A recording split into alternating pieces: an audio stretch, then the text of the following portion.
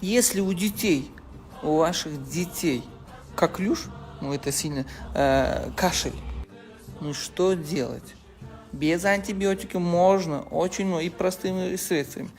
5 зубчиков чеснока мелко измельчить и на 200 грамм не пастирировать, ну, молока, короче. Молоко надо смешать и прокипятить хорошо. Прокипятить эту смесь. И потом несколько раз в день, чтобы пил ваше дитя. Никаких антибиотиков не надо.